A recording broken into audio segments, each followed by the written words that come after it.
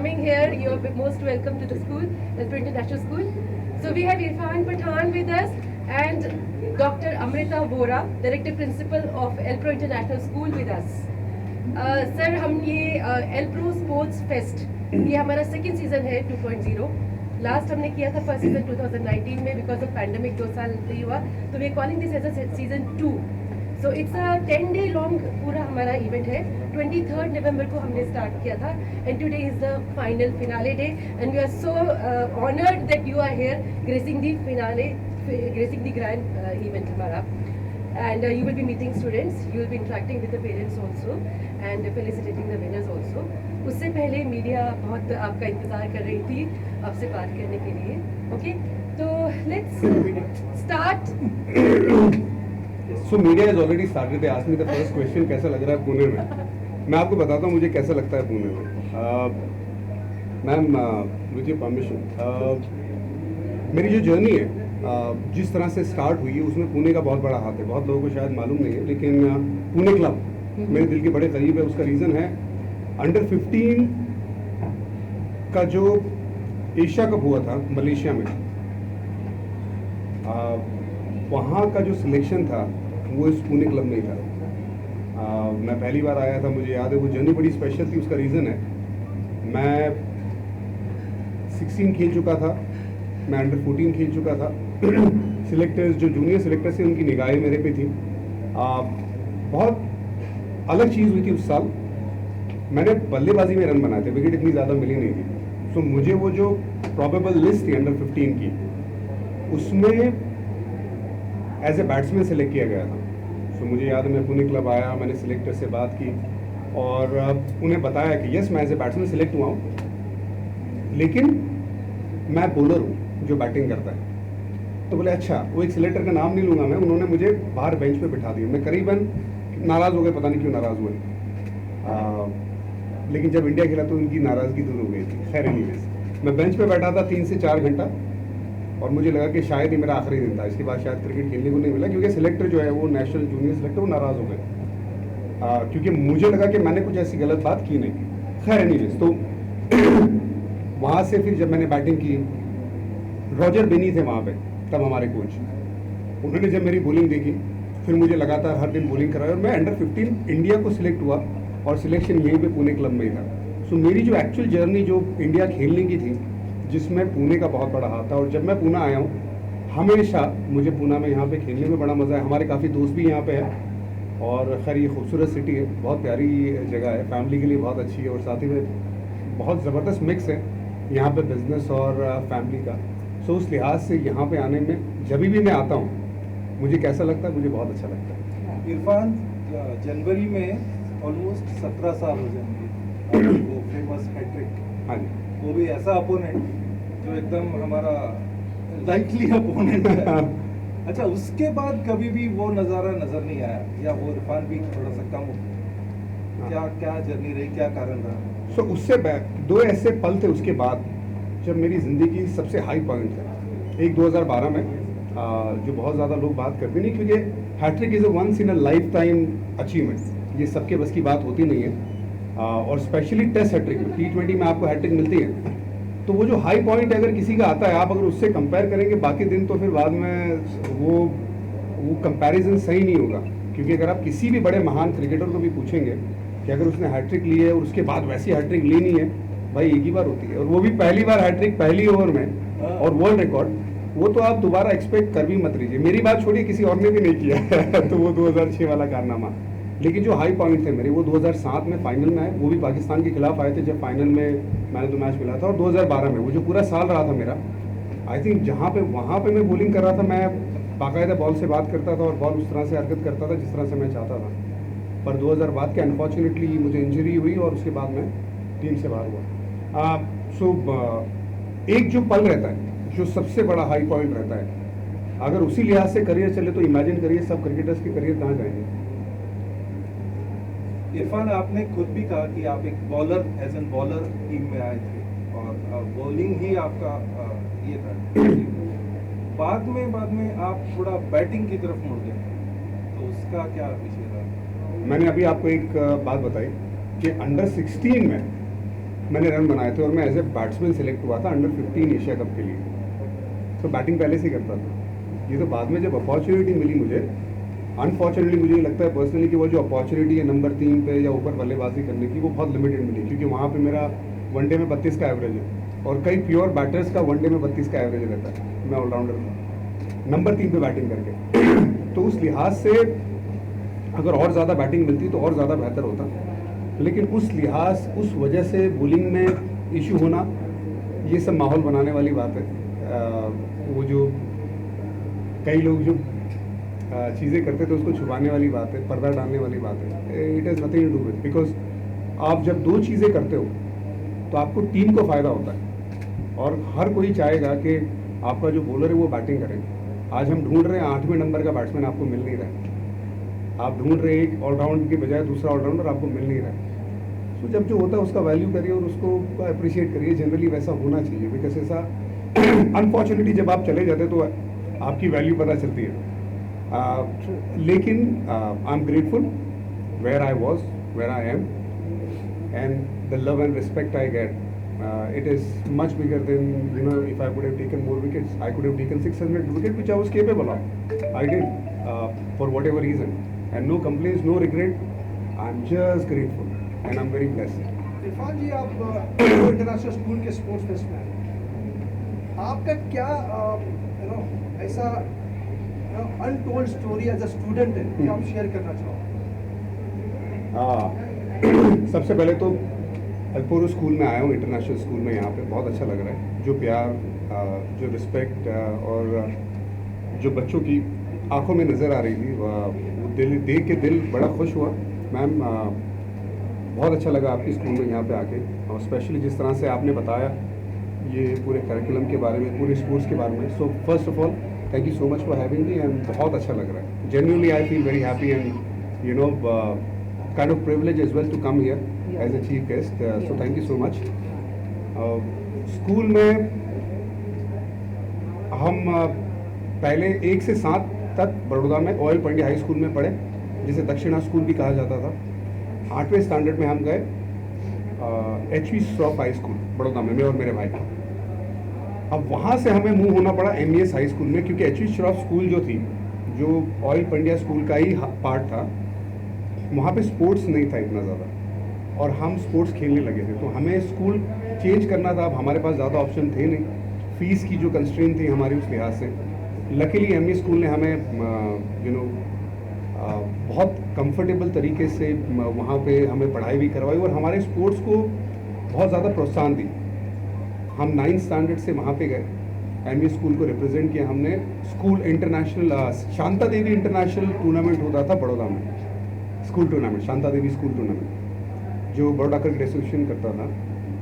ये बहुत लोगों को मालूम नहीं है, लेकिन एक परिवार स्कूल करके स्कूल थी जिसके सामने हमारा एक दिन मैच था पोलो ग्राउंड में। वहाँ पे हम गए, मैं और मेरे भाई ने पार्टनरशिप की, और हमारी टीम ने 50 ओवर में 450 रन बनाए। बहुत मारा वो कंपैरेटिवली छोटे बच्चे थे और इनएक्सपीरियंस थे। हम भी खैर वो टाइम में हम भी 14-15 साल के ही थे, लेकिन हम लगातार प्रैक्टिस कर रहे थे 4 साल से क्रिकेट की। मैंने 150 बनाए, भाई ने लगभग 200 रन बना दिए थे वो मैच में, और वो कई सालों तक रिकॉर्ड रहा था।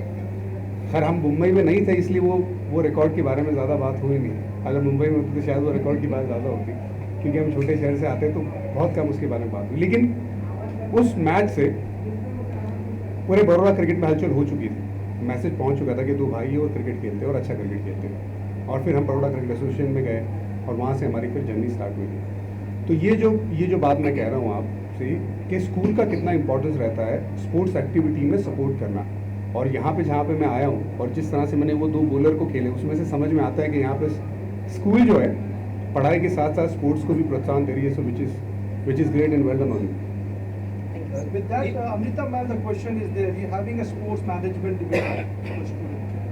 What kind of a facility are you providing them, okay, to come out as a winner?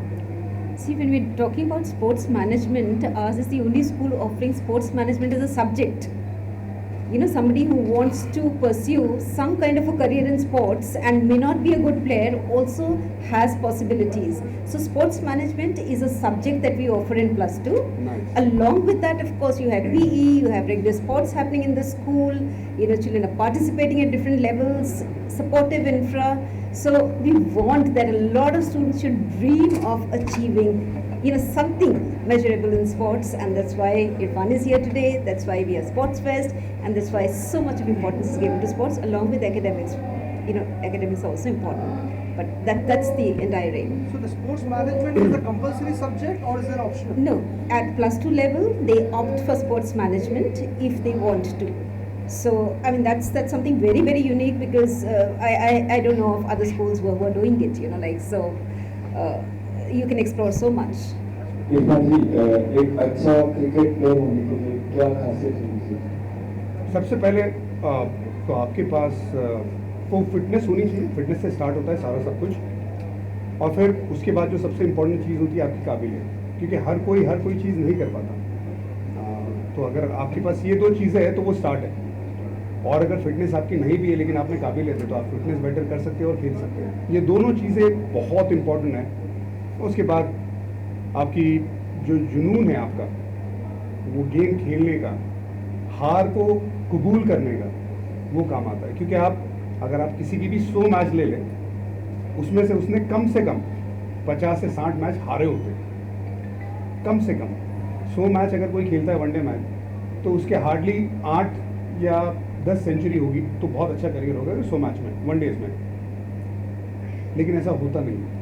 तो आप इमेजिन करिए, वो हाफ सेंचुरी होगी 20-25 में भी, है ना, वेरी गुड सिनारियो। सो वो 30 मैचेस के अलावा जिसमें उसने 50 या 100 बनाए, बाकी 70 मैच में वो फेल हुआ होता है। So when you are failing more than getting success, so आप में वो जो ना सुनने की आदत, हार सहने की आदत आप में वो होनी चाहिए, तभी जाके आपको सक्सेस मिलेगी। सो विच इज़ वेरी इंपॉर्टेंट। सो ये 2 चीज़ें, और फिर उसके बाद फेलियर को आप कैसे लेते हैं। आप दोनों को पहचाना मैंने, कैसे हैं आप दोनों। सर जी सब करिए, नमस्ते। इरफान सर, इंडिया में क्रिकेट का बहुत बड़ा माहौल है, हर किसी को क्रिकेटर बनाए। ऐसे लोग हैं कि 40 साल तक खेलते हैं और हर किसी को चांस मिलना उतना आसान नहीं। तो खेलते खेलते किस क्षेत्र में काम करना चाहिए, आप क्या बच्चों को इस सलाह देंगे? देखिए, ये मैं एकेडमीज़ भी चलाता हूँ, मेरी एकेडमी चलती है, तो वहाँ पे पेरेंट्स आते हैं, और मैं हमेशा, स्पेशली जब मैं ओपनिंग में जाता हूँ, वहाँ पे मैं एक बात ज़रूर कहता हूँ पेरेंट्स को खास करके, क्योंकि जो पेरेंट्स है उनकी एक्सपेक्टेशन अपने बच्चे के लिए, जाहिर से मेरे भी 2 बच्चे हैं, तो मेरी भी एक्सपेक्टेशन रहेगी कि वो इंडिया खेले। हर एक की रहती है, जिसमें कोई हर्ज नहीं है, होना भी चाहिए, लेकिन वो हर कोई खेल नहीं पाता है। सो मैं पेरेंट्स को यही मेरी तरफ से सलाह तो क्या दूंगा पेरेंट्स को, लेकिन मैं अपना एक्सपीरियंस शेयर करता हूँ कि आप बच्चों पे बहुत ज़्यादा वो इंडिया खेलने का या IPL खेलने का प्रेशर मत डालिए। बहुत ज़रूरी है कि वो पढ़ाई के साथ साथ स्पोर्ट्स खेलते रहें। सिर्फ स्पोर्ट्स खेलेंगे, सिर्फ एक ही चीज़ करेंगे, तो आपके पास बहुत ज़्यादा ऑप्शन रहेंगे नहीं। लेकिन अगर आपने स्पोर्ट्स भी किया और साथ में पढ़ाई भी किया, क्योंकि आप जब बच्चे होते हो आपको करना क्या है, आपको 2 ही चीज़ें करनी है, आपका दिन ख़त्म हो जाता है। आपके पास उसके अलावा आप ना तो आपको काम करने का प्रेशर है, ना तो आपको घर चलाने का प्रेशर है। बतौर किड्स आपके वो काम आपके पेरेंट्स करते हैं। So as a kids it's very important कि आप ये दोनों चीज़ों में, जो भी आप स्पोर्ट्स लेते हैं, नॉट नेसेसरली क्रिकेट, जो भी स्पोर्ट्स चुनते हैं या जो भी फील्ड चुनते हैं, आप वो दोनों फील्ड में आप इक्वली इंपॉर्टेंस दे के आगे बढ़ सकते हैं। वो ज़्यादा मुश्किल काम है नहीं। हाँ, ये ज़रूर होता है कि बच्चों पे स्ट्रेस आ सकता है, लेकिन वहीं पे स्ट्रेस कम करने का काम टीचर का होता है और साथ में पेरेंट्स का होता है, कि उन पे बहुत ज़्यादा प्रेशर ना डालें, क्योंकि अगर प्रेशर डालेंगे तो वो बच्चे शायद टूट सकते हैं। So let them do. कल भी जब मैं कोचिंग कर रहा था, मैं एक लगभग 5 या 6 साल का बच्चा था, और पेरेंट्स बहुत ज़्यादा एक्साइटेड थे।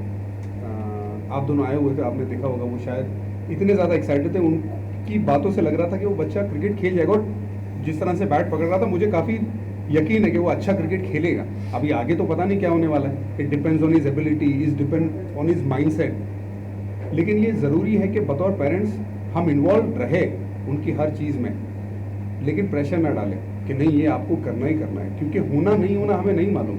आज मैं और मेरा भाई बड़ौदा के छोटे शहर से इंडिया को रिप्रेजेंट कर गए, लेकिन अगर हम नहीं कर पाते, अगर हमारे पे ज़्यादा प्रेशर होता और हम शायद वो प्रेशर झेलने की सिचुएशन हम हैंडल नहीं कर पाते तो फिर मुश्किल होता, क्योंकि कई बार ऐसा हुआ है कि हम अंडर 14 अंडर 16 में अच्छा परफॉर्म करके बड़ौदा की 11 की 11 में से बाहर बैठे हुए हैं। अब वो जो वक्त रहता है वो बहुत प्रेशर वाला वक्त रहता है, उसमें आप किस तरह से हैंडल करते हो, एज ए फैमिली आप किस तरह से मैनेज करते हो, आपके कोच किस तरह से मैनेज करते हैं। तो वो जर्नी है और ये बहुत बड़ी जर्नी, वो एक दिन में आपको उसका रिजल्ट नहीं मिलेगा।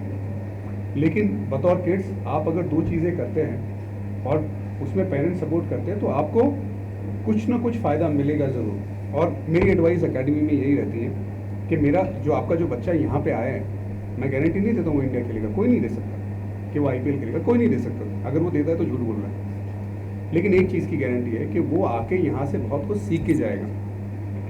मैंने गुजराती में पढ़ाई की है, मैं इंग्लिश में बात करता हूँ। मैं सिर्फ इस वजह से कर पाता हूँ क्योंकि मैं स्पोर्ट्स खेला हूँ, मैं क्रिकेट खेला हूँ। क्रिकेट ने मुझे बहुत कुछ सिखाया है, मुल्क ने मुझे बड़ा दिया है, मुल्क के लोगों ने बड़ा प्यार किया है। लेकिन ये जो गेम ने मुझे दिया है, शायद मैं सिर्फ एक चीज़ करता तो मुझे नहीं मिलता, जो कॉन्फिडेंस है, जो मैं आपके कोई भी सवाल के जवाब अभी दे सकता हूँ। ये मैंने पढ़ाई तो सिर्फ 10 तक की है, मैं ये नहीं बोलता हूँ पढ़ाई नहीं करी, पढ़ाई करिए ज़रूर, इम्पॉर्टेंट है, बहुत इंपॉर्टेंट है। आज मैं मिस करता हूँ, आज मैं लुक बैक करता हूँ तो मैं शायद मुझे, अगर मैं मेरे बच्चे को देखता हूँ IB बोर्ड में पढ़ाई करता है, मुझे लगता है कि काश मुझे वो एक्सपोजर मिलता, because they become very smart. क्योंकि आपकी वो दोनों चीज़ें अगर ठीक से चलती रहे तो आपको बहुत फ़ायदा होता है। सो बच्चे मैनेज कर सकते हैं प्रोवाइडेड हम उन्हें उस तरीके का प्लेटफॉर्म दें बतौर पेरेंट्स एंड टीचर्स। सो चीज़ें यू कैन मैनेज। और हर कोई खेल नहीं सकता है, लेकिन अगर आपने स्पोर्ट्स खेला है, फुटबॉल टीम एक्टिविटी आप करते हैं, क्रिकेट टीम एक्टिविटी आप करते हैं, तो उसमें आपको क्या क्या सीखने को मिलता है। आप बतौर टीममेट कैसे बिहेव करते हैं, आप फेलियर को किस तरह से मैनेज करते हैं, आपकी इंजरी को किस तरह से आप ओवरकम करते हैं। आप जब रनिंग करते हो तो आपकी फिटनेस बेहतर होती है, फिटनेस बेहतर होती है तो आपका माइंड बेहतर होगा, माइंड बेहतर होगा, पढ़ाई में फ़ायदा होगा। So overall it's all connected. Sir cricket या फिर कबड्डी अगर देखा जाए तो टीमें बनाई जा रही है और उनको ग्लोरीफाई किया जा रहा है। बाकी अगर उनके कंपेयर स्पोर्ट्स अगर बाकी किए जाए तो उन्हें ग्लोरीफाई नहीं है, फिर बच्चे भी उन्हीं में जाना चाहते हैं। तो बाकी स्पोर्ट्स के बारे में आप कैसे? आई थिंक अपने मुल्क में चीज़ें बदल रही हैं। अपने मुल्क में अब फुटबॉल को भी प्रोत्साहन बहुत ज़्यादा मिल रहा है। जिस तरह से लीग्स आ रही है, स्कूल के बच्चे भी काफ़ी फुटबॉल खेलते हैं और बहुत सारी टूर्नामेंट्स होती है। इवन हमारे बड़ौदा शहर में भी काफ़ी टूर्नामेंट्स हैं जहाँ पे बाकी स्पोर्ट्स पे भी बहुत ज़्यादा तवज्जो दी जाती है। आप ग्लोरीफाई की बात ये जो है कि अगर आपके पास हीरोज़ रहते हैं, अगर आपने मुल्क के लिए कुछ अचीव किया है, मुल्क के नाम पे इंडिया ने 3 वर्ल्ड कप जीते हैं क्रिकेट में, अगर वैसा ही कुछ अगर दूसरे स्पोर्ट्स में होगा तो क्यों नहीं हीरो बनेंगे, क्यों नहीं लोग फॉलो करेंगे। तो बाकी स्पोर्ट्स को भी अपना स्तर बेहतर करना पड़ेगा। ऐसा नहीं कि फैसिलिटीज़ नहीं मिल रही और मिलेगी आगे जाके। और मुझे लगता है कि जहाँ पे मैं भारत को, मेरे मुल्क को एक स्पोर्टिंग नेशन की तरह आगे जाते हुए देखना चाहता हूँ, जिसकी मुझे लगता है तैयारी हो चुकी है। और वो होगा। इंजरी से कैसे बचे? मतलब इंजरी अगर हो जाती है तो हम जल्दी उससे बाहर निकल जाते हैं, इंजरी से कैसे बचे? आप बहुत मुश्किल है स्पोर्ट्स अगर आप खेलते हैं। अगर आप सोफे पे बैठेंगे तो भी आपको इंजरी होगी।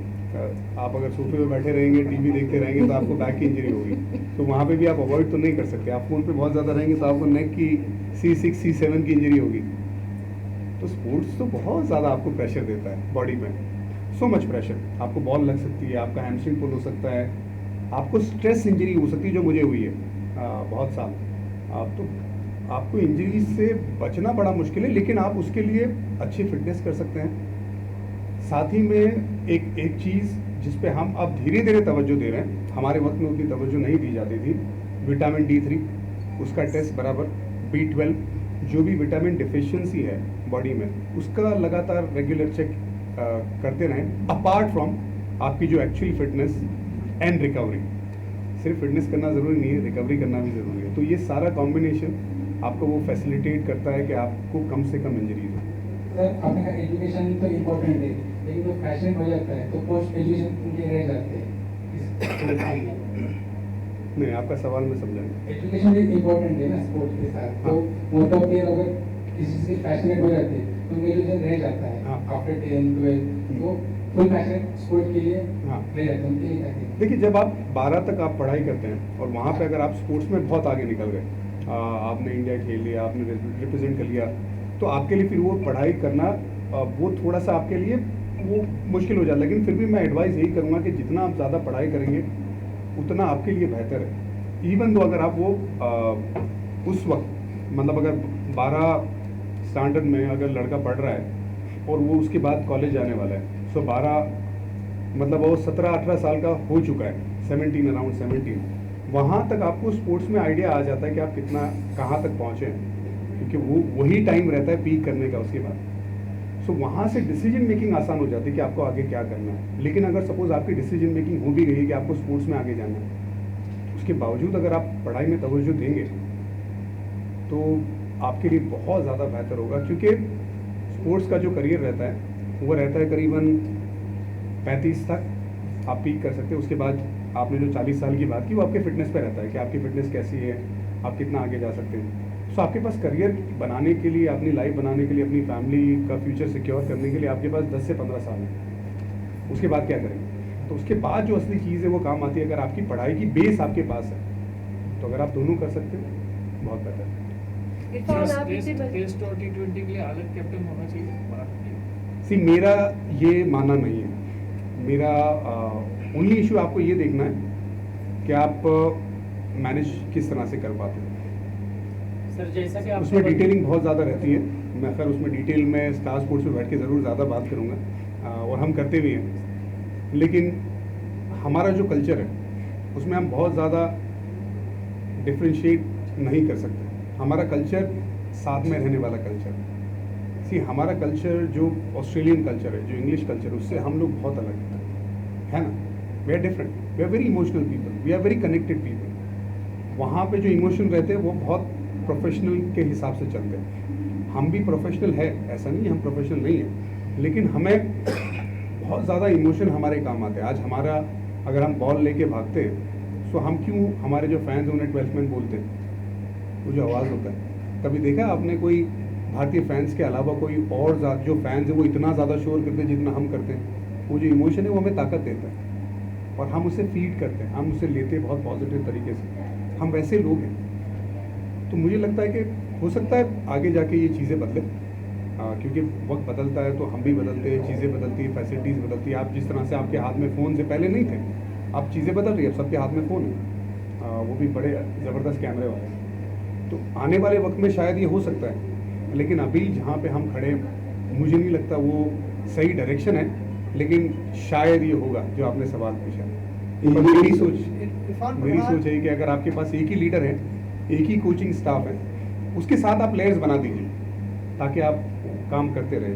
मतलब असिस्टेंट कोच के साथ भी एक और कोच रख लीजिए, जो ऑफ सीजन में जो लड़के दूसरा फॉरवर्ड नहीं खेलते उनके साथ लगातार काम करें। और एनसी मुझे लगता है नेशनल क्रिकेट एकेडमी बहुत अच्छा काम करती है, उनके कोचेस से मेरा राब्ता भी रहता है। मैं वहाँ पे एक कोर्स भी किया था अभी, and I think they are very involve, बहुत इन्वॉल्व है, बहुत ज़्यादा काम करते हैं। और वो चेन लगातार बनती रहे। जो कोचेज़ इंटरनेशनल कोचेज़ है अभी और जो NCA में हेड है, राहुल द्रविड़, VVS लक्ष्मण, और जो बाकी जो कोच है अपूर्वा देसाई, राजीव दत्ता, और ये जितने भी लोग हैं जो काम कर रहे हैं बिहाइंड द सीन्स, उनकी अगर एक लाइन पे बढ़िया तरीके से चेन बनती रहे तो मुझे लगता है कि बहुत ज़्यादा चॉप एंड चेंज करने की ज़रूरत नहीं। एक दो चीज़ें बेहतर करो और हमारा क्रिकेट और आगे होगा। हमने टेस्ट क्रिकेट में बहुत अच्छा किया लास्ट के कई सालों में, तो बहुत ज़्यादा परेशान होने की ज़रूरत नहीं है। सेमीफाइनल खेलना भी एक अच्छी बात है।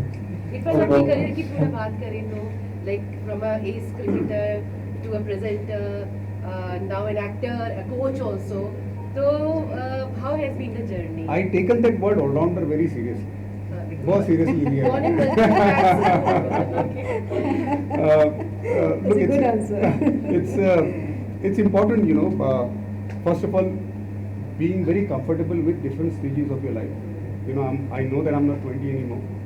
I have a different stage in my life where I'm a father as well. I have to look after my family, I have to look after my kids, and I think I can say my wife will agree with me that I'm a very invested father. But apart from that, you know, on a professional front, I love talking about cricket because, you know, that's what I've learned. I haven't learned anything else. You know, cricket is what I know.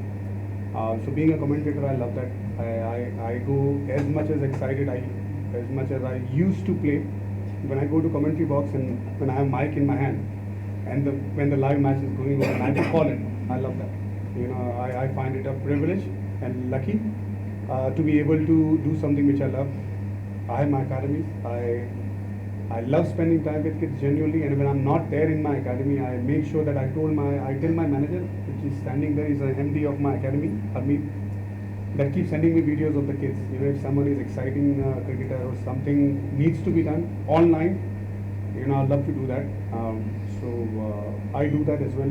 Yes, I done a movie, which was quite a success as well, and not Hindi, it was Tamil movie. So South is doing much better than Hindi nowadays. वो सारा हमारे मुल्क का ही है. So you know, we segregate वो South और वो Hindi, but you know, it's our Tamil regional movie, and I was very excited to be part of it. That movie did well, and what else? Did I miss anything? Harmeet, what else to do? And many debating what next. In the Bollywood, what are you are looking for the Bollywood?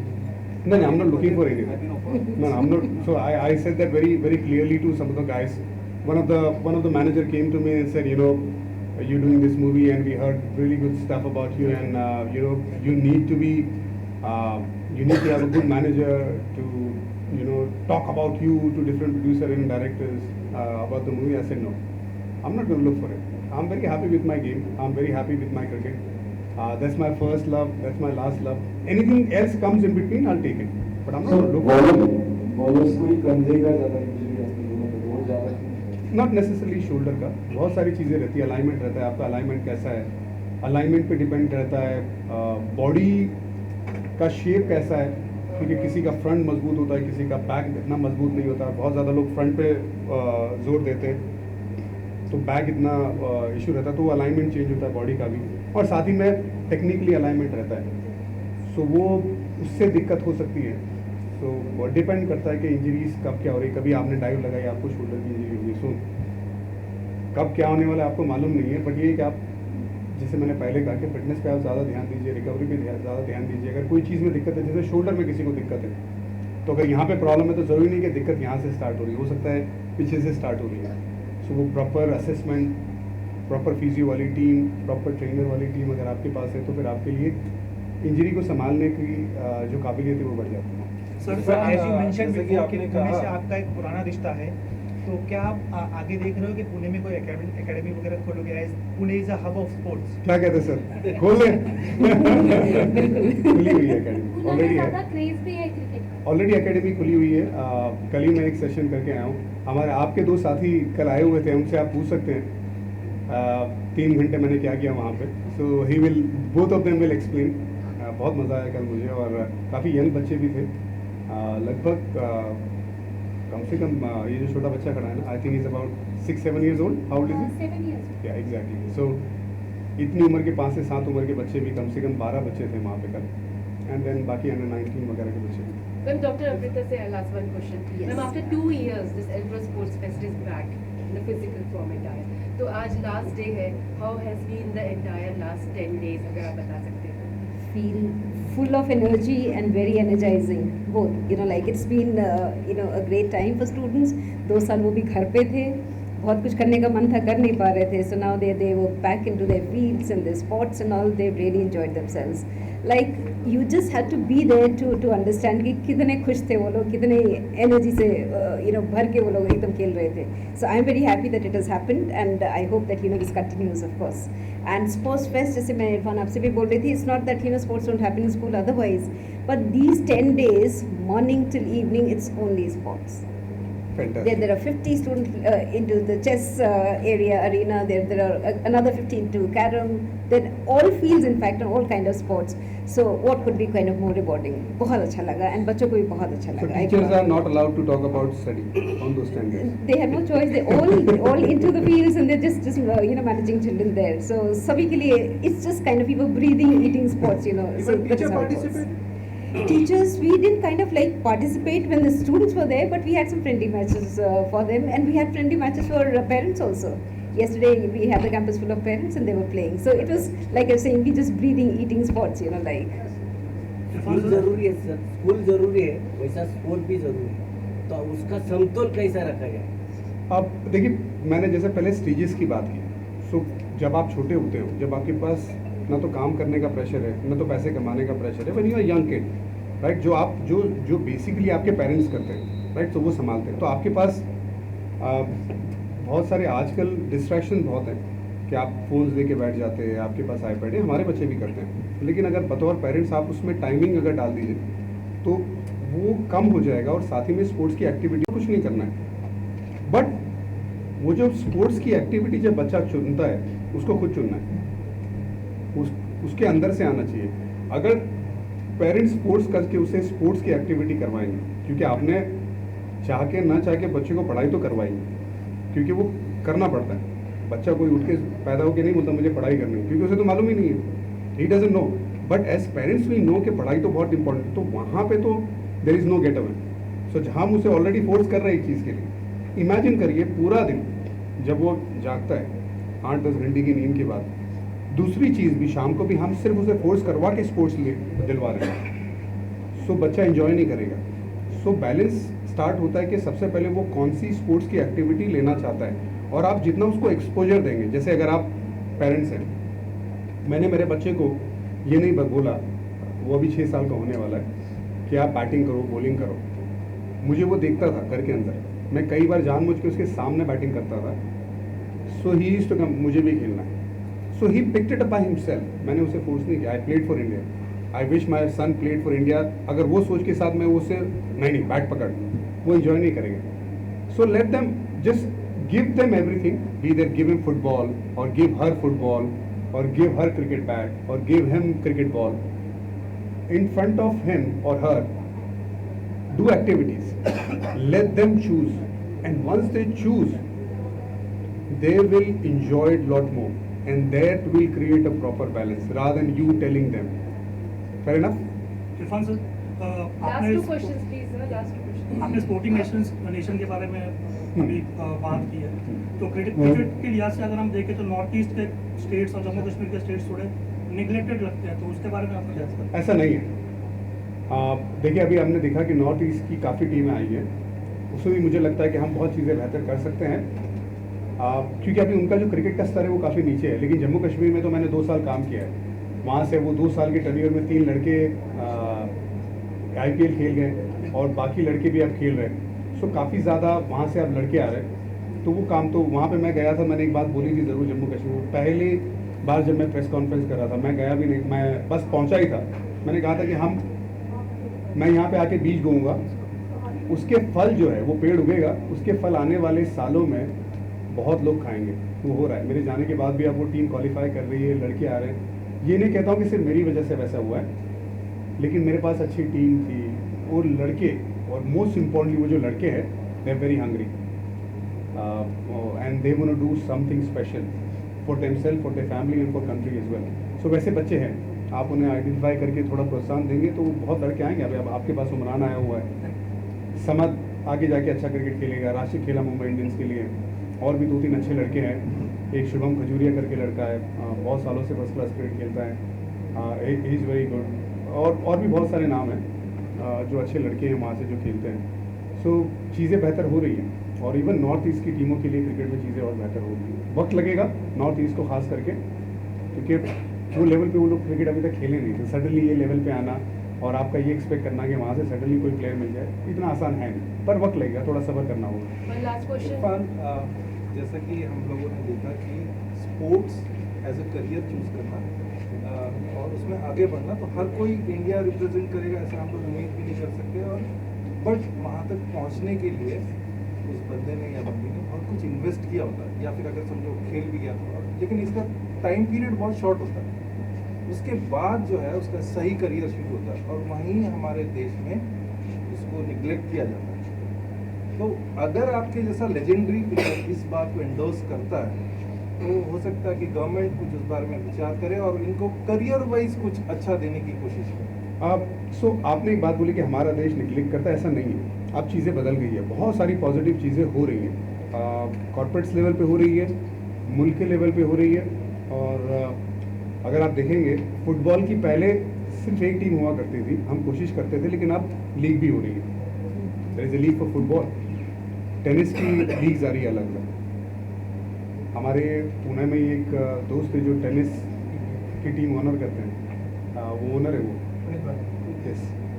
सो वो अपने level पे support कर रहे हैं। तो वैसे ही बहुत सारे कॉर्पोरेट्स हैं जो अलग अलग एक्टिविटीज़ करते हैं। CSR एक्टिविटीज़ होती है जहाँ पे बहुत सारे स्पोर्ट्स को प्रोत्साहन दिया जाता है, अलग अलग एक्टिविटीज़ की जाती है। वैसे ही कई कॉर्पोरेट से वो आते हैं, वो जाहिर सी बात है बिजनेस भी होता है, लेकिन साथ ही में बाकी कई बच्चों को फ़ायदा भी होता है क्योंकि अलग अलग लीग की होने की वजह से।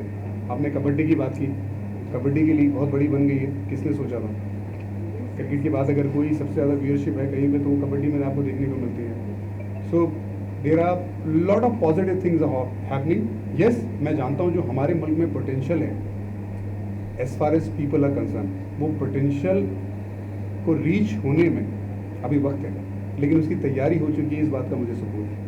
सर, एवरेज स्पोर्ट्स पर्सन की करियर वाइज उसने खाना कमाना, परिवार चलाना भी है, उसके लिए एनकरेजमेंट कम है, उसके बारे में मैंने पूछा। वही मैंने बताया कि अभी वो इंकरेजमेंट शुरू हो चुका है। मैं आपको एक छोटा सा एग्जांपल देता हूँ। जैसे हर एक इंसान, मैं सब कुछ नहीं कर सकता, पॉसिबल नहीं है, लेकिन हमने क्या किया था, और ऐसे हमारे जैसे बहुत सारे लोग हैं, हमने आर्मी के जवानों के बच्चों के लिए हमने लगभग 2 साल तक स्कॉलरशिप दी थी। हम स्पॉन्सर भी लेके आए थे।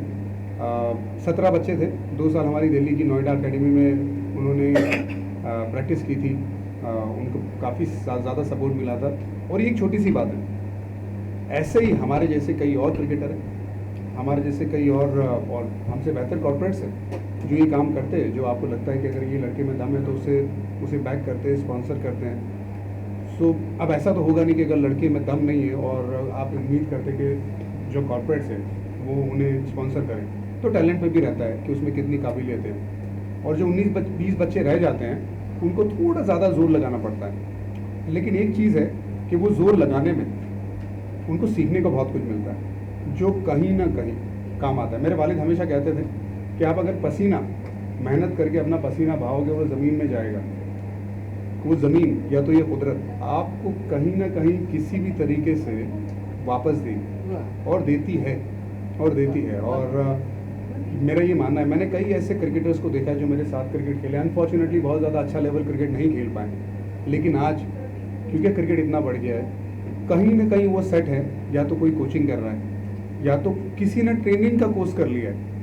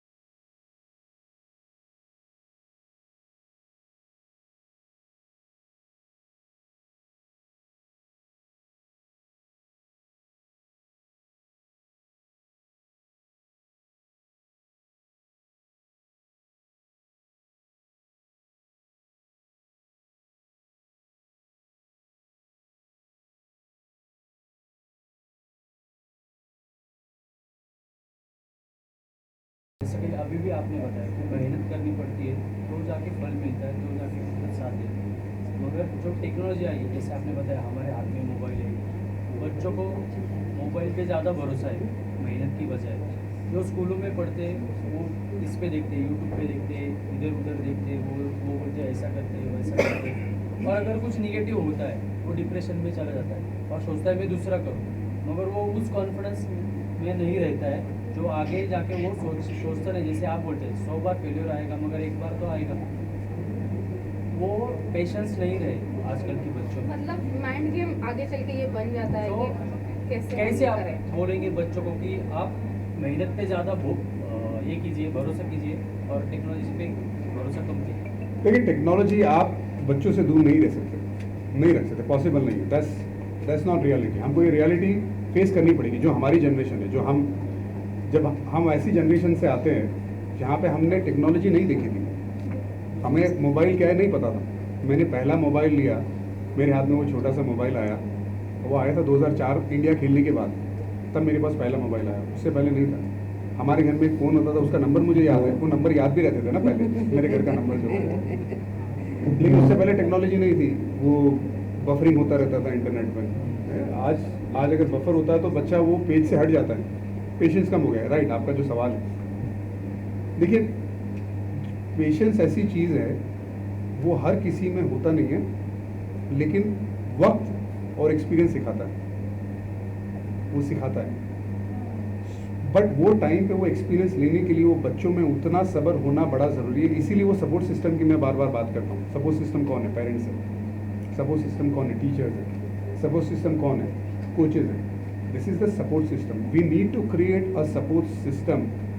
एज हम तो अभी सीनियर कैटेगरी में आ गए ना भाई, 40 के आसपास पहुंचे, मतलब सीनियर कैटेगरी में आ गए। सो जो बच्चे हैं, बच्चों के लिए हमें सपोर्ट सिस्टम क्रिएट करना है और हमें ध्यान रखना है कि हम वो नज़रअंदाज ना करें। जैसे हम पर्सनली क्या करते हैं, मैं और मेरी वाइफ, हमारे बच्चे स्क्रीन टाइम करते, स्पेशली बड़े वाला, छोटे वाला तो अभी बहुत छोटा है। सो वो स्क्रीन टाइम उनका रहता है, लेकिन जैसे ही लगता है कि ये स्क्रीन टाइम हो गया है, सो हम काम करके आते हैं, हम बतौर पेरेंट्स थके हुए रहते हैं, तो हम ये सोचते हैं कि अच्छा चलो थोड़ा पुश करते हैं अपने आप को, let him go to the ground. तो अब वो उसको भेजेंगे या खुद जाएंगे तो वो आएगा साथ में, हमको लेके जाना पड़ेगा ना, तो हमको थोड़ी ज़्यादा मेहनत करनी पड़ेगी। सो स्क्रीन टाइम जब हम बच्चों की बात करते हैं, हम भी तो स्क्रीन पे बैठे रहते हैं ना, सो हमको भी वो चीज़, क्योंकि बच्चों को आप जो बोलेंगे ना उससे नहीं सीखते, वो उससे कम सीखते, जो हम करते उससे सीखते, and that is reality. That is reality. क्या अगर मैं मेरी वालिदा से, मेरे वालिद से किस तरह से बात करता हूँ, वो मेरा बच्चा देख के सीखेगा। अगर मैं मेरी वालिदा के सर को जाके चूमता हूँ, सुबह जाके उनको सलाम करता हूँ जैसे आप लोग पैर पड़ते हैं, सुबह जाके आशीर्वाद लेते हैं, तो वो बच्चा देख के सीखेगा। बजाय कि मैं मेरे बच्चे को बोलूँ जाओ मम्मी के हाथ चूमो, मम्मी के पैर चूमो, मम्मी को सलाम करो, उससे वो नहीं सीखेगा। मैं क्या करता हूँ, मेरी वाइफ क्या करती है, उससे देख के सीखते। सो हमारी जिम्मेदारी है कि हम बच्चों में पेशेंस कैसे डालें, फेलियर को फेस करने का और उसे सीखने का वो जो जज्बा है वो कैसे डालें, वो हमसे शुरू होता है, हमारी जिम्मेदारी। क्योंकि बच्चों को नहीं पता, वो स्पंज की तरह है, छोटी उम्र में सूखते हैं देख के सारा। सो आई थिंक हम अगर बेटर हो जाएंगे स्क्रीन टाइम वो सब में, हमारे बच्चे भी बेटर होंगे। Okay guys, thank you so much.